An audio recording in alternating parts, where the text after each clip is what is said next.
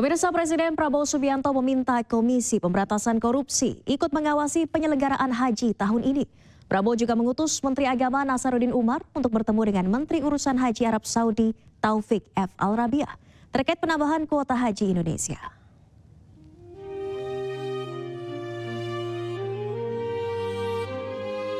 Dalam rapat koordinasi dengan Komisi 8 DPR RI, Ketua Tim Pengawas Haji sekaligus Wakil Ketua DPR RI, Sufmi Dasko, menyampaikan arahan Presiden Prabowo Subianto yang meminta Komisi Pemberantasan Korupsi ikut mengawasi penyelenggaraan haji tahun 2025. Pendampingan haji ini dinilai penting untuk mencegah potensi manipulasi data seperti temuan catatan ketidaksesuaian alokasi kuota haji tambahan dari pemerintah Saudi pada penyelenggaraan ibadah haji tahun lalu.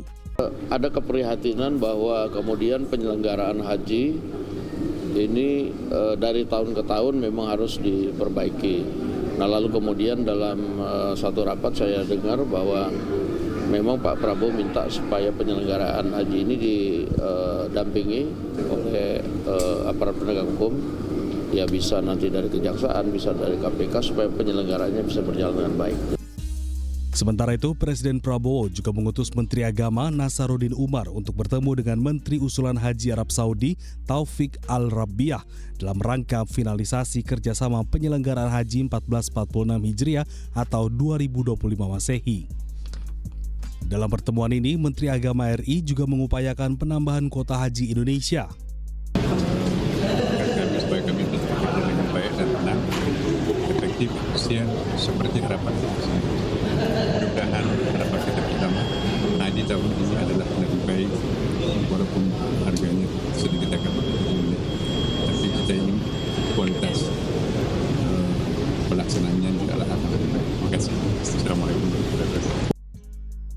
Sebelumnya, pemerintah Indonesia telah mengumumkan penurunan biaya haji tahun 2025, yakni sebesar 89,4 juta rupiah dengan setoran jemaah haji sebesar 55,4 juta rupiah. Angka ini mengalami penurunan sebesar 4 juta rupiah dari tahun 2024 lalu. Meski mengalami penurunan biaya, namun pemerintah memastikan pelayanan haji yang diberikan. Tim Liputan iJus melaporkan.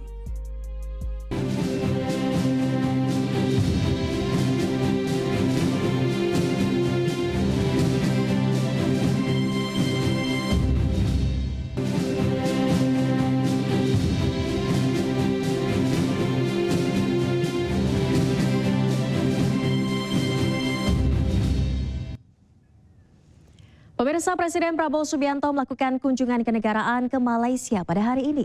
Presiden Prabowo disambut hangat oleh Raja Malaysia Sultan Ibrahim dan Perdana Menteri Malaysia Anwar Ibrahim.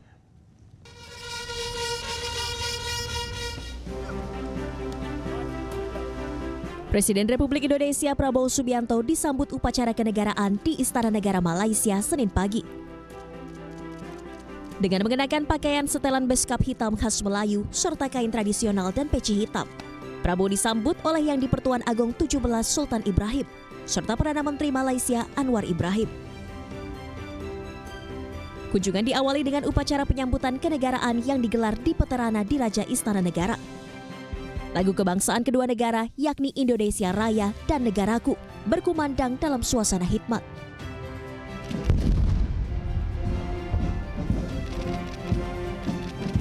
Dentuman meriam sebanyak 21 kali turut menandai penghormatan kepada Presiden Prabowo. Setelah upacara, Presiden Prabowo menghadiri audiensi dengan Raja Malaysia Sultan Ibrahim di Dewan Seri Maharaja. Presiden Prabowo kemudian menerima tanda kehormatan tertinggi dengan gelar Darja Kerabat Johor yang amat dihormati pangkat pertama. Kunjungan kenegaraan ini mencerminkan ikatan persahabatan yang kuat dan istimewa antara Malaysia dan Indonesia. Sekaligus merupakan kunjungan kenegaraan pertama kepala negara dari luar negeri ke Malaysia sejak pelantikan Sultan Ibrahim sebagai Raja Malaysia.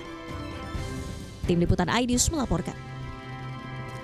Pemirsa, jelang 100 hari kepemimpinan Presiden Prabowo Subianto dan Wakil Presiden Gibran Rakabuming Raka, sejumlah kebijakan disorot.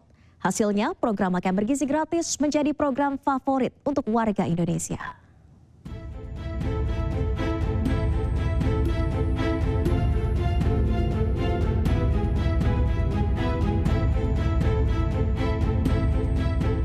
Pemerintahan Presiden Prabowo dan Gibran genap 100 hari memimpin Indonesia. Pada 28 Januari 2025, sejumlah kebijakan pun telah diambil oleh Presiden Prabowo. Hasilnya Lembaga Survei Indonesia, Denny JM mencatat ada 3 program yang paling dirasakan masyarakat.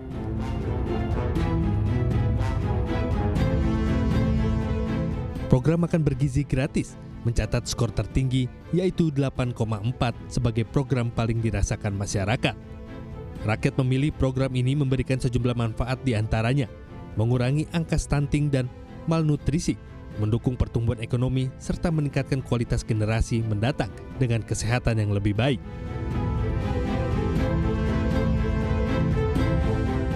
Program kedua yang paling dirasakan masyarakat adalah rehabilitasi dan renovasi sekolah.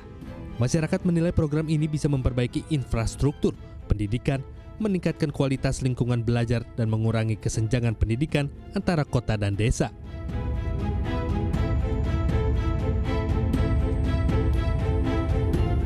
Program yang juga dirasakan masyarakat adalah swasembada pangan. Masyarakat menilai program ini bisa mengurangi ketergantungan pada impor pangan, meningkatkan ketahanan pangan nasional serta mendukung petani lokal melalui peningkatan produksi.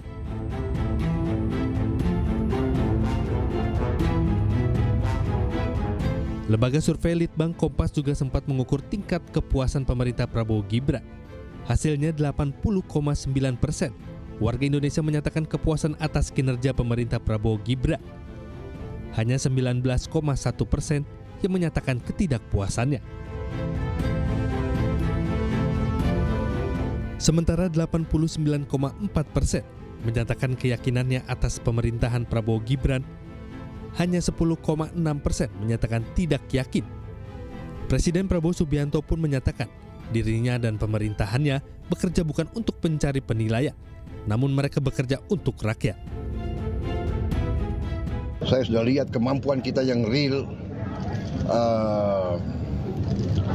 Kita akan melakukan pembangunan transformasi ini sungguh-sungguh. Dan kita akan bekerja dengan sangat cepat, kita akan bekerja dengan sangat luar biasa. Tingkat kepuasan yang mencapai 80% ini sekaligus menjadi yang tertinggi dalam 10 tahun terakhir sejak Januari 2015.